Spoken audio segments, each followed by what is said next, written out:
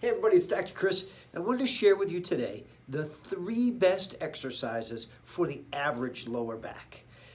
These are exercises that, when everything is going well and you're healthy, are things that you should do consistently to keep things healthy. Now, obviously if you're having a problem, I wouldn't start to exercise at that point. If you're having a problem, come talk with me. We'll figure out what the problem is. Exercise might be something that's appropriate, but it might be exactly the wrong thing to be doing at that time, especially with stretching.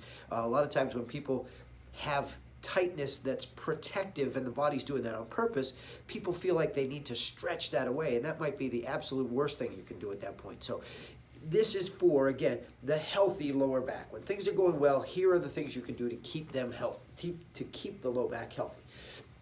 Number 1, plain old walking.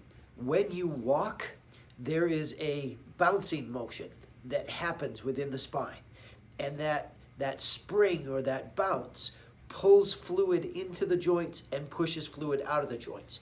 And that fluid transfer is what brings oxygen and nutrients and all the things that are carried in the blood into the joints of the spine and gets rid of inflammation and metabolized old blood and things that are waste products at that point that need to get out of there. So walking is overall probably the best thing that you can do, especially when you do it for 15, 20 minutes at a time. And that bouncing action can clear the toxic junk that builds up in the joints and bring in the new fluid and oxygen and nutrients and all the things that a healthy joint needs. So walking would be number 1. Number 2, we're going to talk about a really basic flexibility move, a stretch that you can do. And that is simply to lay on your back. And when we're laying on your back, one leg will be out straight. The other leg we're going to grab onto with our hands, and we're going to pull that knee up to the shoulder on the same side, so right knee to right shoulder. But then what we're going to do is we're going to pull that knee up. We're going to take a nice deep breath, let it out. As we let it out, we want to pull a little bit further. Deep breath again, let it out. We're going to do that 3 times and then relax.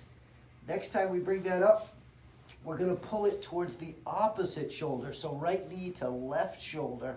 Again, deep breath. As we let it out, we want to pull a little further.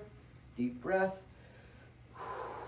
And pull a little further so that we have a rotational component to that stretch.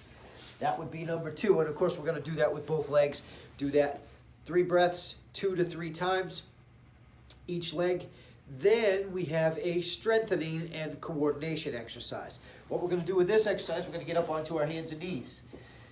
We're going to take opposite arm and leg. So in this case, right arm and left leg. We're going to bring them up into the air as far as we can. Come to a stop. Back down, touch underneath. Right back up on that same side. Each time my arm goes up, my head goes up with it. We do about 10, 15, maybe 20, depending on your fitness. And then we switch sides.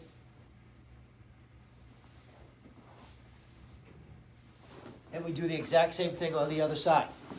Now, once again, that's for a healthy lower back to proactively keep it healthy. It's not something that's going to leave you all sweaty. It doesn't take an hour to do, but if you do it consistently, those are 3 great proactive things that you can do to keep your spine healthy.